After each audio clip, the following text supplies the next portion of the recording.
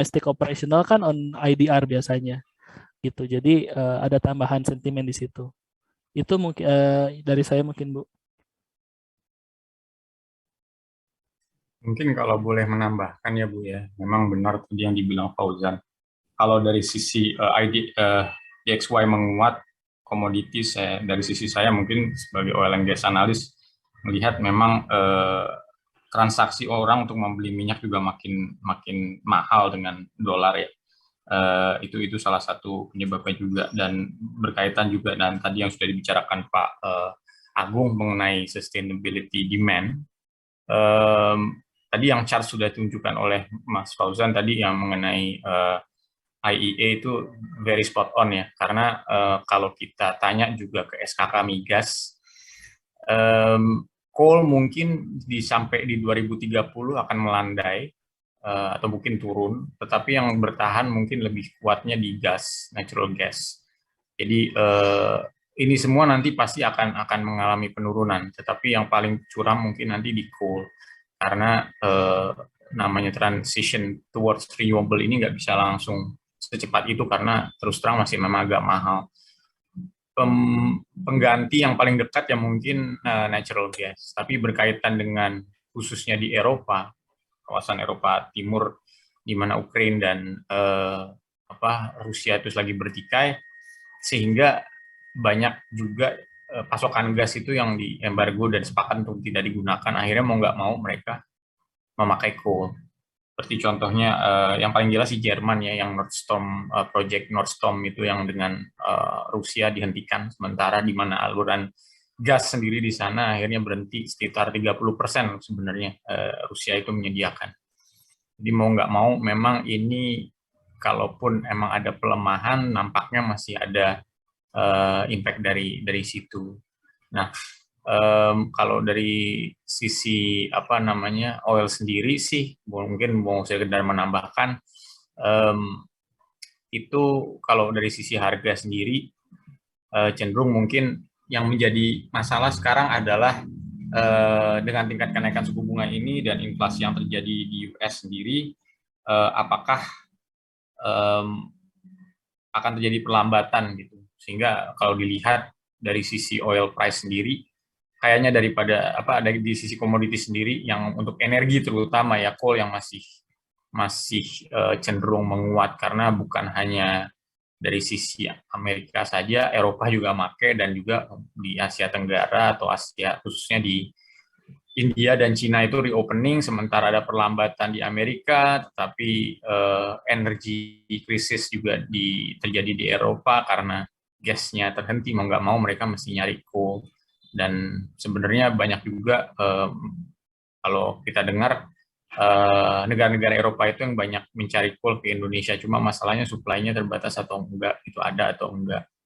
Nah, begitu juga dengan oil yang harganya juga udah tinggi. Jadi nampaknya yang agak-agak aneh nih kalau saya tiap hari ya kita ngeliatin harga komoditis itu, oil turun, metal turun, semua hanya coal yang stabil lagi.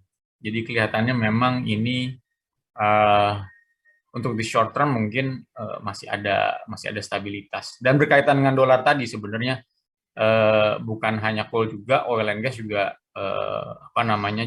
juga benefit dari sini, karena seperti Medco maupun energi Mega gitu ya, itu juga counter itu jual kontraknya di dalam dolar, tapi costnya juga masih lumayan banyak di US dollar, di IDR, Indonesian rupiah.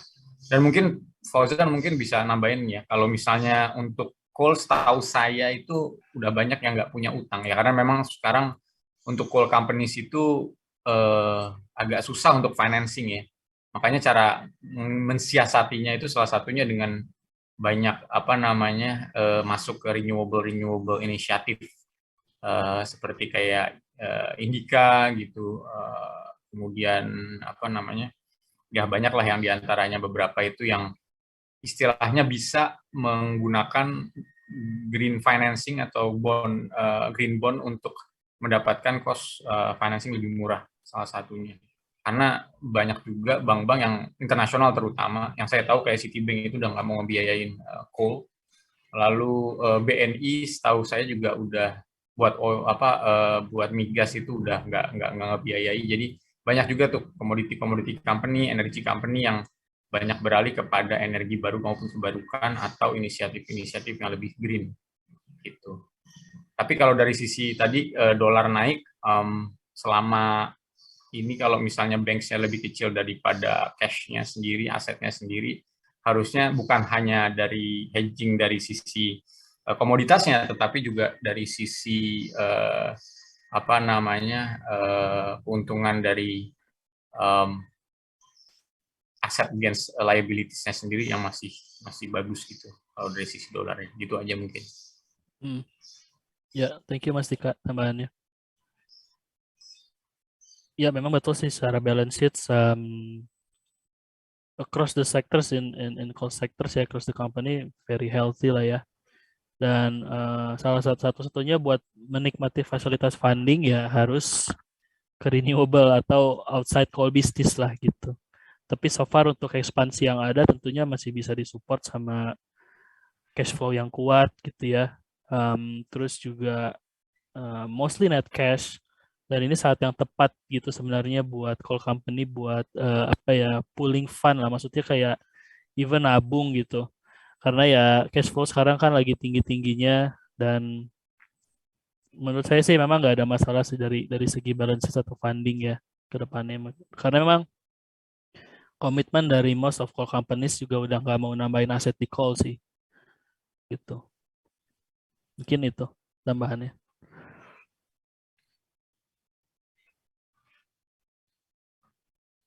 Oke.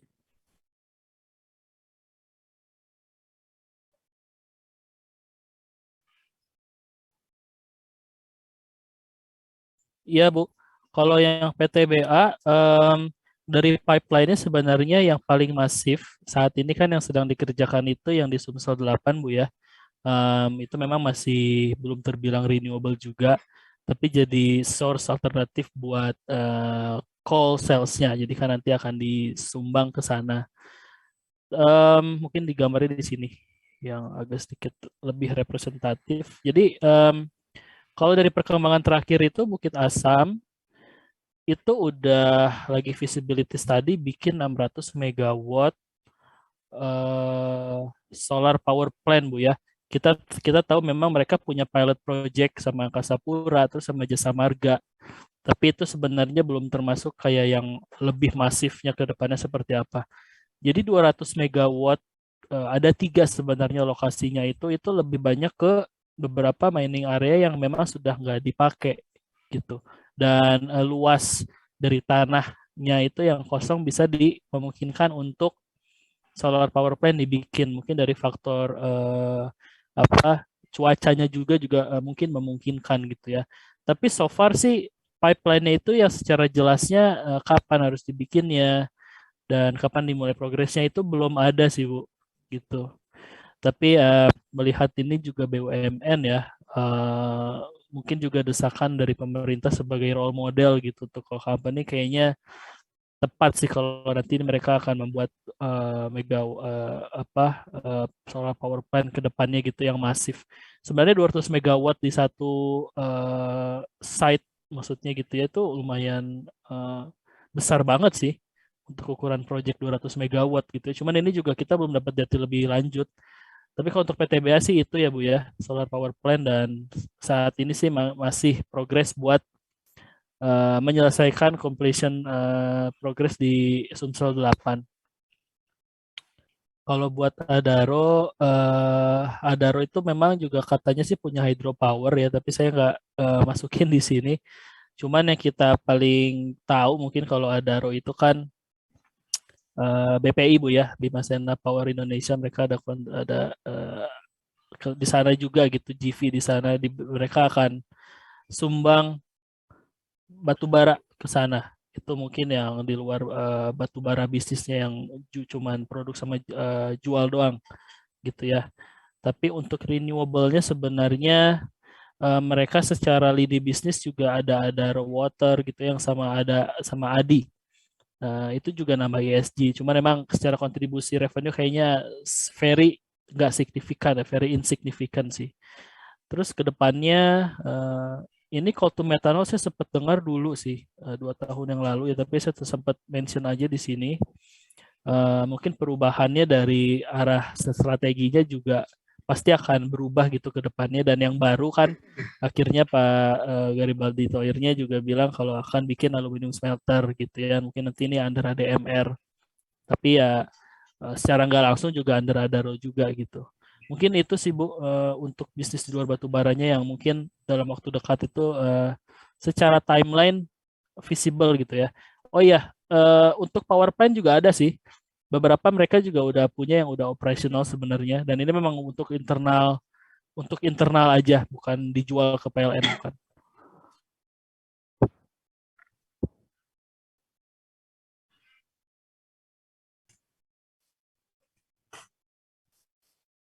Oke, terima kasih Mas Fauzan. Ya, thank you buat pertanyaan semua. Mungkin kalau nggak ada pertanyaan, mungkin saya balik ke Mas Kayaknya Andri di, mungkin ya. Mas di Andri ada awal-awal ada yang mau pertanyaan. nanya tentang oil and gas. Ini mumpung ada Mas Dika bisa Iya, iya. oil and gas. The floor silakan.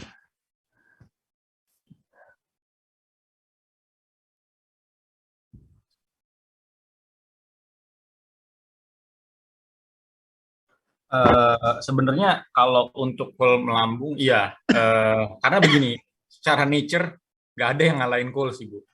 Kita sudah pernah lihat perbandingannya, dan kalau dilihat memang kemampuan untuk coal dalam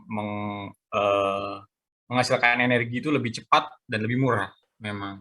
Baru kemudian gas. Dan seperti sekarang dengan kondisi gas juga lagi cukup mahal ya, karena supply dari Rusia itu di ban, akhirnya memang mau nggak mau Bu, itu masih ada kemungkinan untuk meningkat ya. Cuma pertanyaannya memang sampai kapan supply-nya itu sendiri cukup memenuhi gitu. Kalau memang dari kecuali kalau memang ada DMO ya, Mas Fauzan mungkin bisa ini secara domestik itu kalau kedua dari DMO misalnya pasokan batu bara tidak bisa dipenuhi, ya mau nggak mau ekspor di ini lagi gitu. Cuma apakah itu akan terjadi lagi dan sampai kapan kita nggak tahu persisnya. Dan kekurangannya gas sih sebenarnya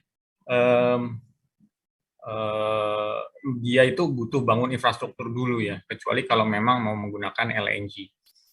Tapi memang di jangka panjangnya pasti ke depan saya sih ngelihatnya gas itu lebih memiliki durability yang lebih kuat dibandingkan coal ya, karena tadi ya ngomongin soal yang transisi itu, karena mau nggak mau memang sekarang sudah menjadi komitmen dari COP sendiri untuk mengurangi penggunaan batu bara. Cuma kalau ujung-ujungannya dengan harga yang lebih murah dan dengan livelihood yang terganggu, nah itu pilihan yang sulit gitu. Jadi makanya sekarang di Eropa sendiri banyak yang nyari gas karena memang udah harganya mencari batu bara karena harganya sendiri memang sudah nggak ini. Mungkin ada comparison itu ya, Jan ya, belum nggak ada yang punyanya Oh PG. iya, yang LCOE itu ya nggak Ya, jadi LCOE. nggak jadi dimasukin. Oke. Cuman ya batu bara masih paling murah sih. Ya Pak, mungkin comparison per cost production ya, per kWh atau apa per... Sebentar, saya masih ada nggak ya? Bisa Coba Pak. cari dulu. Saya sih ngambil juga dari ini Pak, presentasinya PGN. Dia punya tuh perbandingannya memang gas memang kalau dibandingin itu nggak masih belum bisa menggantikan coal dari segi harga ya. Mungkin kalau saya bisa cari sebentar. Saya cari yang ini dulu deh. Ya.